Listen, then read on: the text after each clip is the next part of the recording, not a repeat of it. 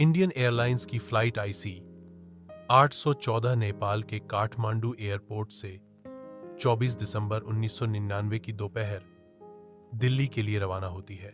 विमान में 176 लोग सवार होते हैं, जिनमें बच्चे, बुजुर्ग, महिलाएं और 15 क्रू मेंबर्स शामिल होते हैं। उड़ान भरने के करीब 40 मिनट बाद अचानक 5 नकाबपोश युवक खड़े होते हैं और चाकू, हथियार और ग्रेनेड निकालकर यात्रियों को डराने लगते हैं। एक आतंकी तेज आवाज में चिल्लाता है, अब ये विमान हमारे कब्जे में है। यात्रियों में अफरा तफरी मच जाती है। बच्चे रोने लगते हैं और लोग सीटों पर झुक जाते हैं।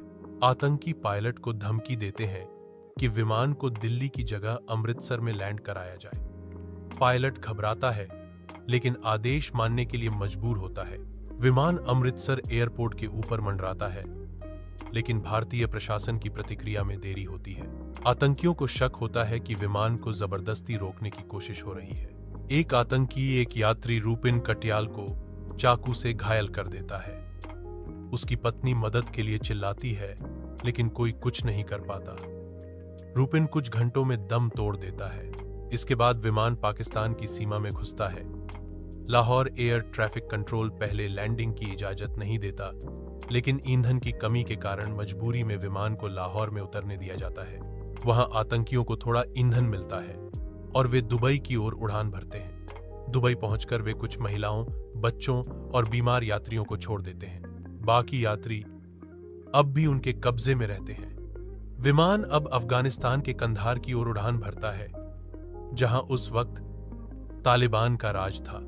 कंधार एयरपोर्ट पर विमान उतरता है। चारों ओर तालिबान के हथियारबंद लड़ाके विमान को घेर लेते हैं। डर और तनाव का माहौल और गहरा हो जाता है। आतंकी भारत सरकार से 3 आतंकवादियों की रिहाई की मांग करते हैं, मौलाना मसूद अजहर, अहमद जरगर और ओमर शेख। भारत सरकार दुविधा में होती है। एक तरफ 150 से ज्यादा निर्दोष जिंदगियां, दूसरी तरफ देश की सुरक्षा। 6 दिन तक विमान वहीं खड़ा रहता है। अंदर यात्री ठंड से कांपते हैं, खाना कम है, शौचालय की हालत खराब है और मानसिक तनाव चरम पर है। अंत में भारत सरकार झुकती है। 31 दिसंबर को तीनों आतंकवादियों को एक विशेष विमान से कंधार लाया जाता है। आतंकियों की रिहाई के बाद आसर 814 के सभी बंधकों को छोड़ दिया जाता है। यात्री रोते बिलखते अपने देश वापस लौटते हैं, लेकिन इस रिहाई की कीमत भारत को आगे चलकर बहुत भारी चुकानी पड़ती है। मसूद अजहर पाकिस्तान जाकर आतंकी संगठन जैश ए मोहम्मद बनाता है, जो बाद में भारत पर कई घातक हमले करता है।